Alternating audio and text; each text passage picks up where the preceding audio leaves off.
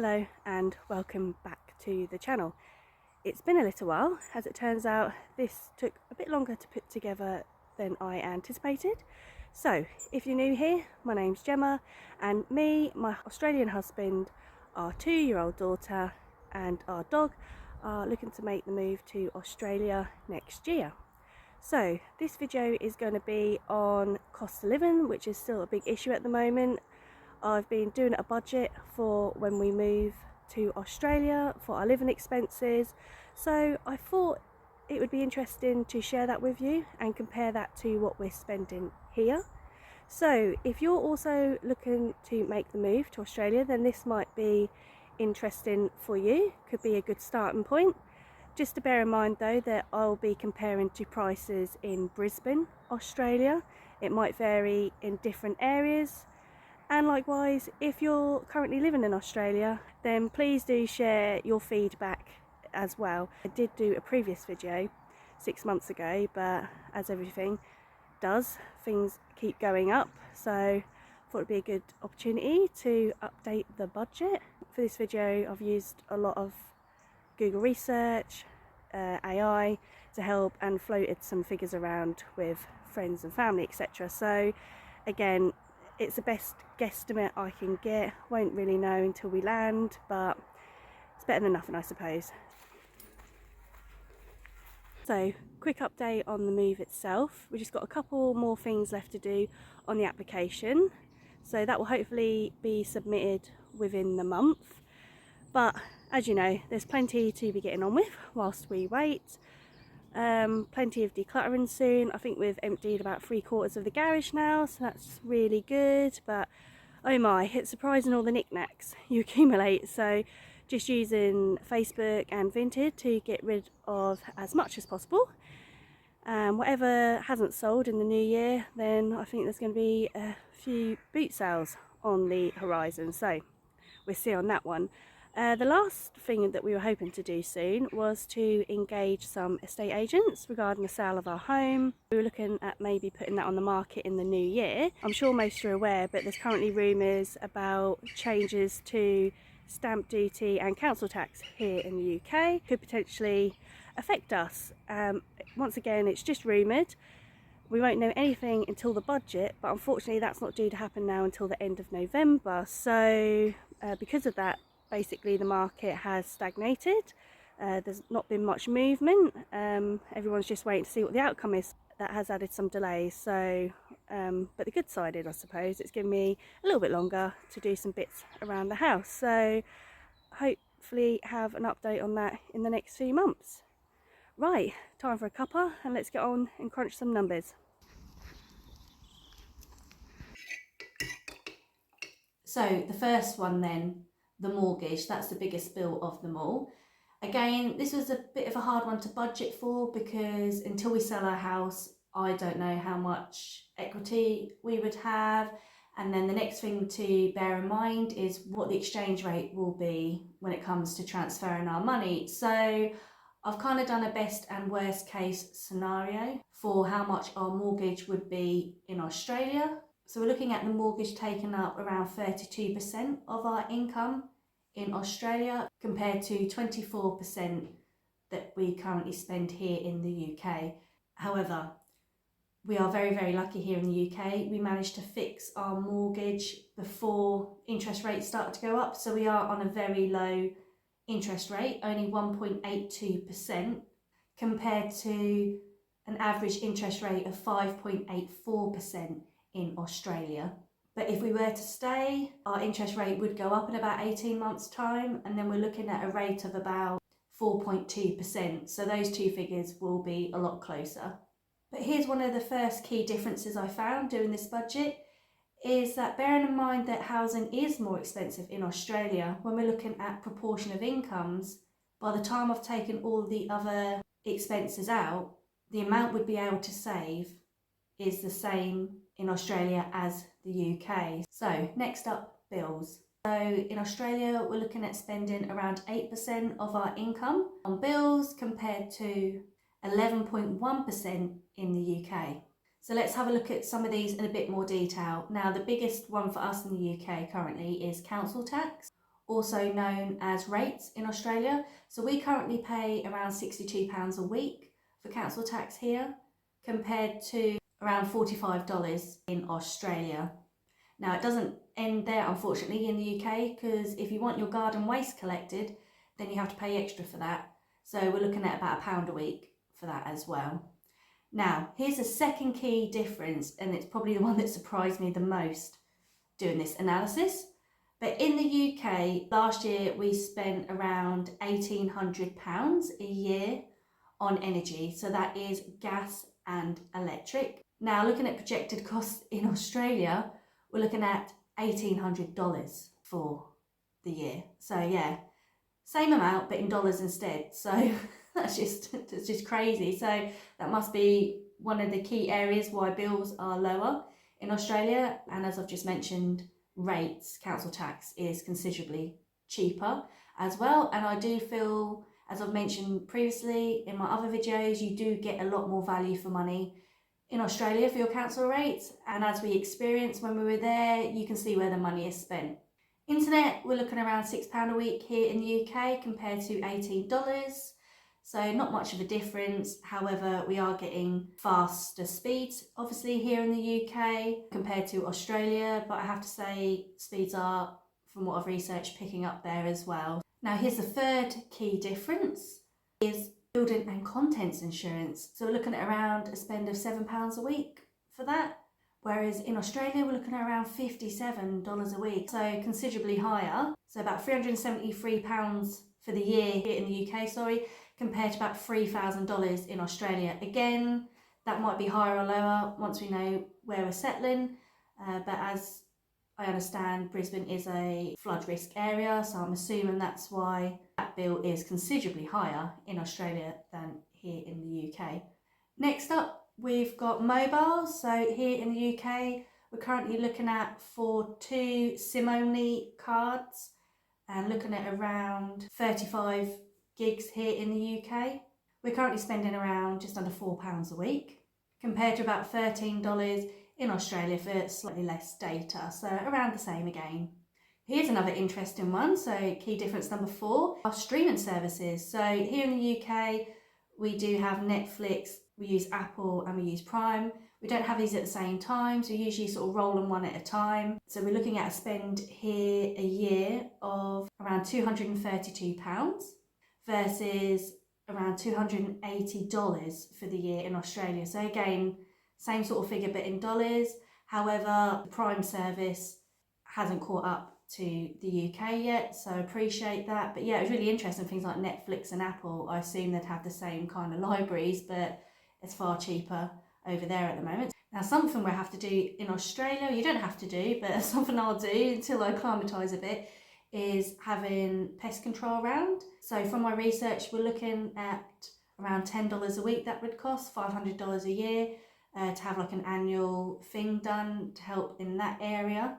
However, something that we do choose to do here in the UK is to get our boiler service. It's not mandatory, but we do it to keep it in warranty. So we're looking at a spend of around £151 a year, which works out almost £3 per week. So let me know in the comments, is this realistic? Are your bills higher? Are they lower? Is there anything that I've missed out? Let me know. Right, the next thing I've budgeted for is putting aside some money for house repairs for when we buy. So again, we're looking at 3.5% of our income put aside for that in Australia compared to 3.9% here in the UK.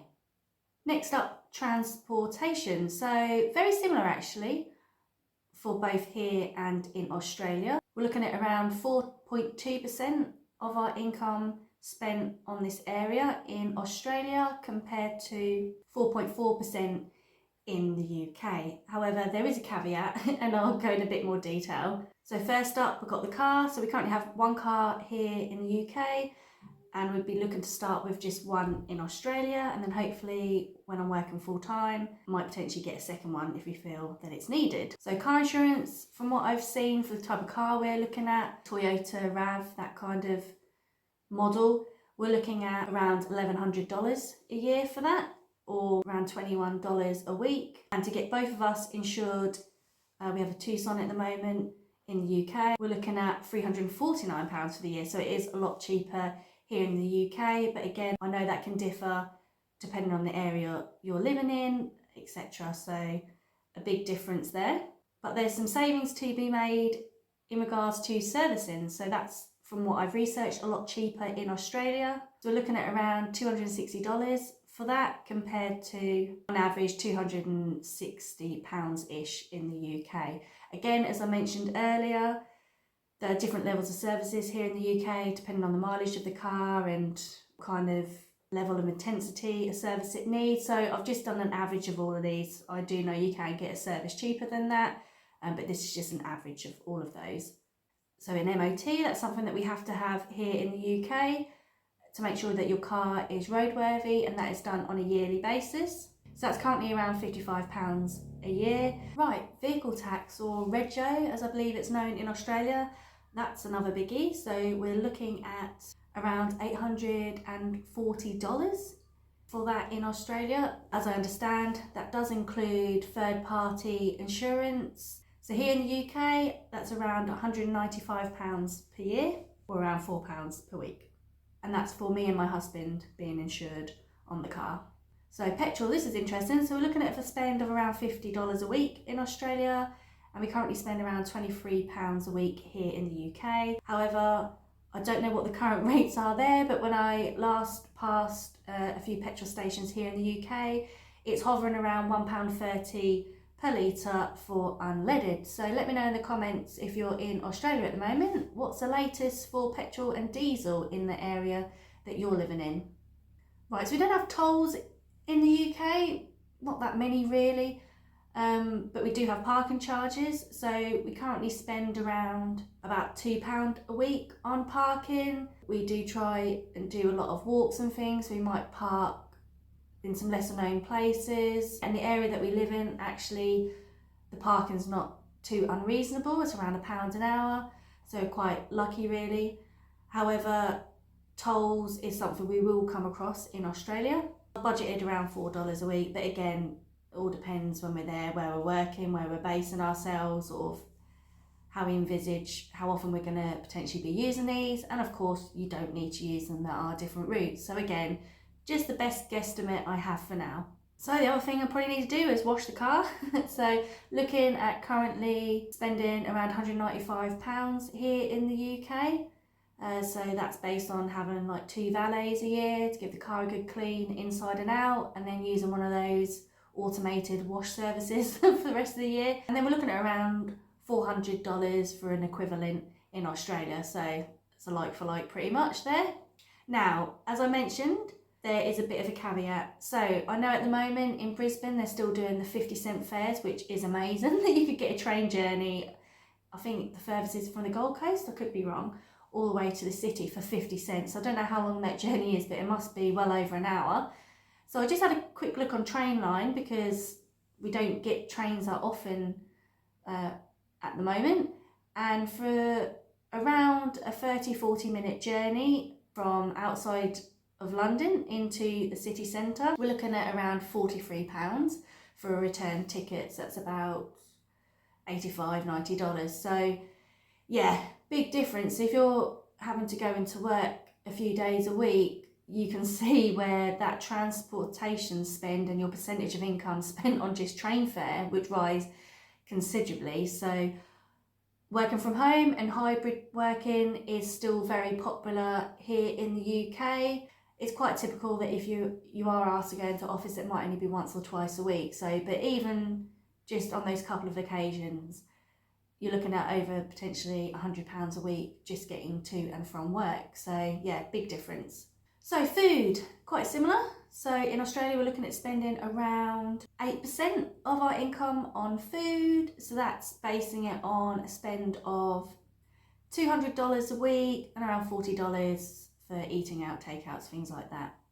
And that's compared to the UK, where we're looking at spending almost 10% of our earnings on food. And that's roughly about just under £100 a week. And takeaways, we're looking at around almost £40. Pretty similar. but I do think you get more for your money in Australia, as I've mentioned in previous videos, and the food is of better quality, particularly when you're eating out. So won't repeat myself there, but again, have a look at this video if you want to see a bit more about the food.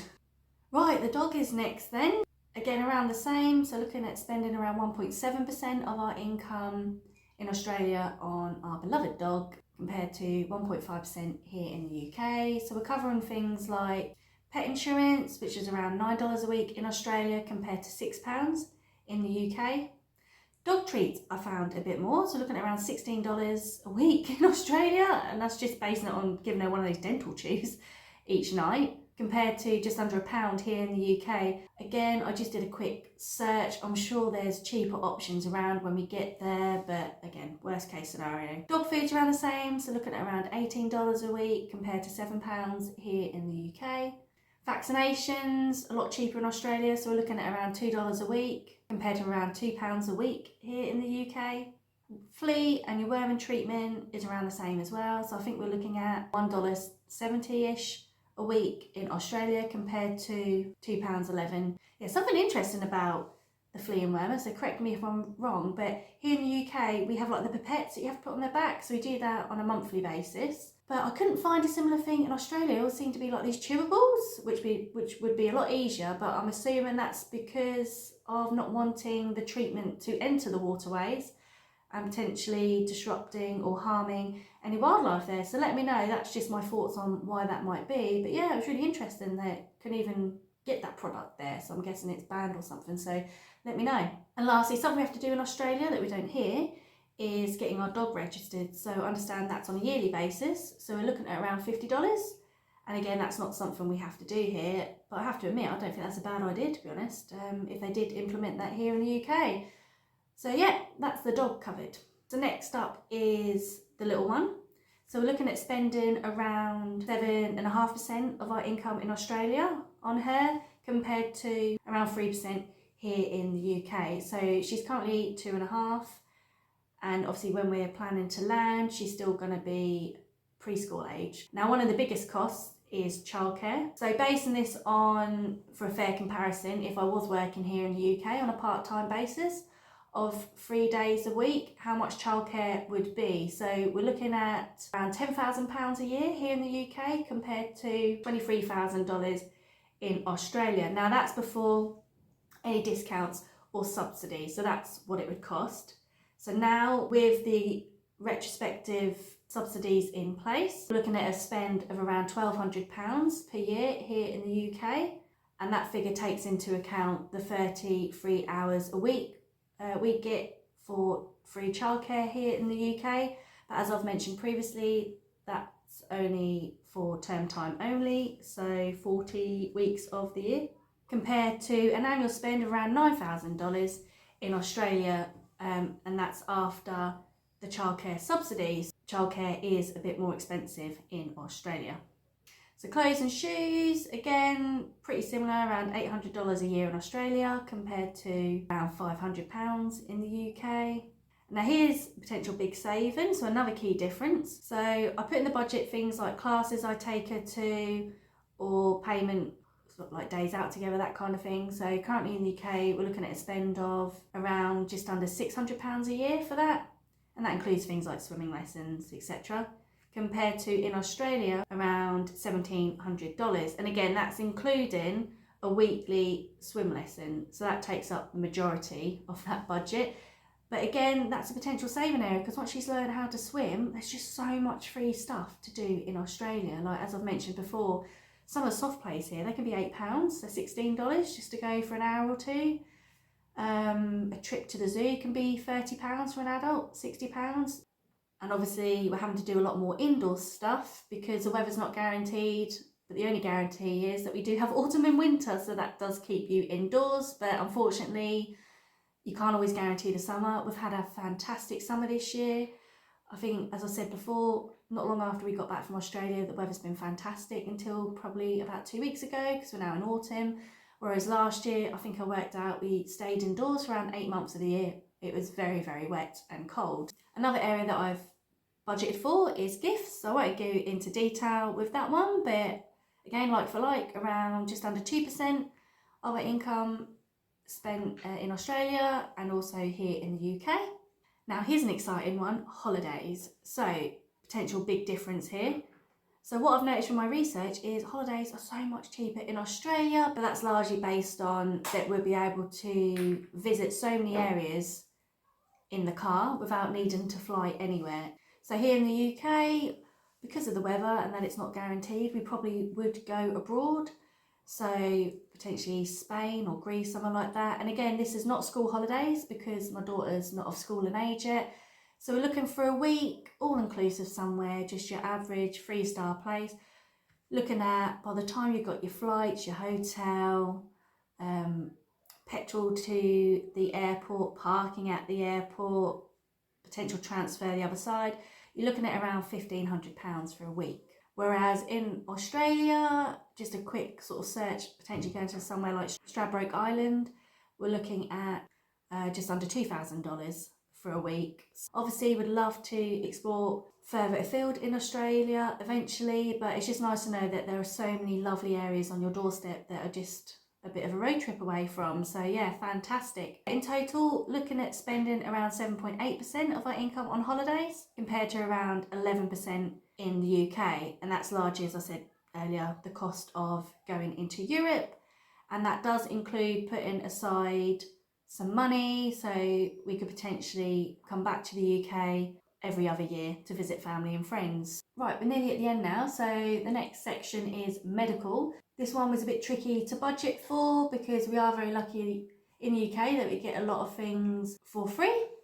But as I've mentioned, and I'll pop a link to a previous video, the standards do differ a lot between the two countries, so check out that video if you want to know a bit more. But also here in the UK, things are capped. So if you are prescribed medication, there's a fee that you'd pay per item. So I think that's around £10 at the moment here in England, and that's the most that you'll pay for an item. And again, please refer to that video for more details. So we would be looking at getting private health insurance potentially. That's something that we currently have here. So here in the UK, for our family, we currently pay around £31 a week for health insurance.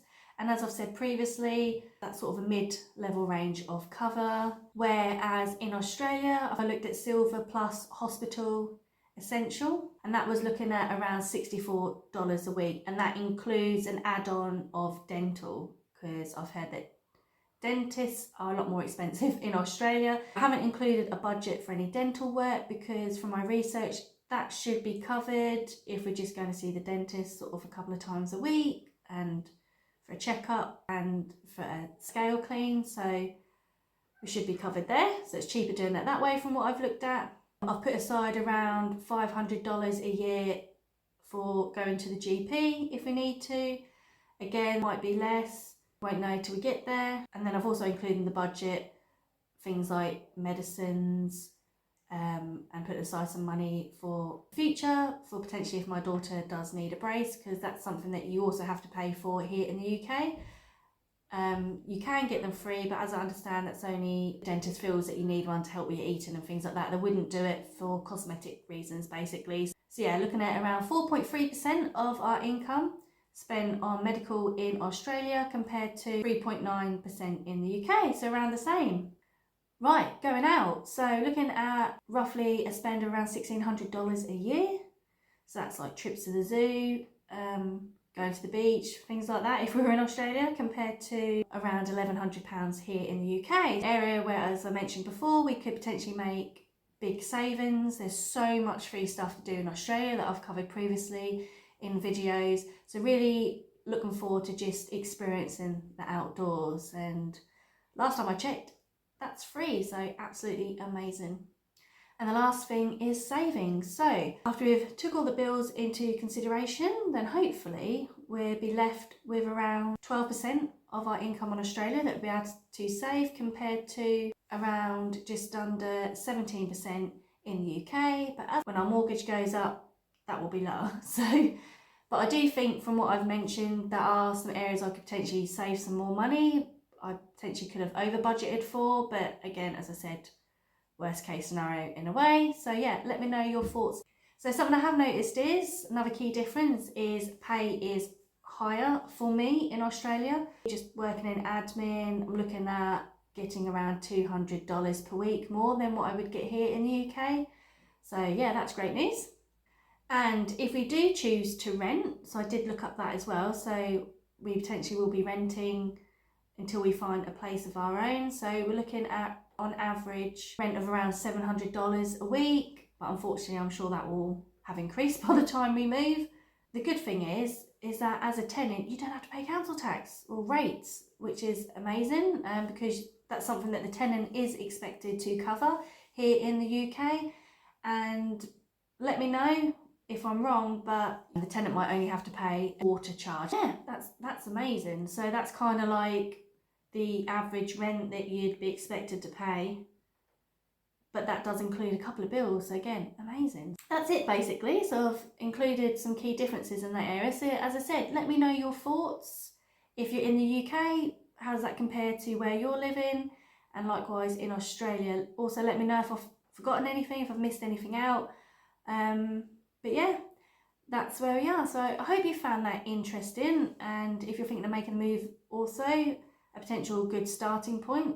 So as always, if you're still here, thanks so much for watching. Please do give this video, if you liked it, a like so it reaches more people, and please do subscribe for more videos of our journey as we make preparations to make the big move to Australia in 2026.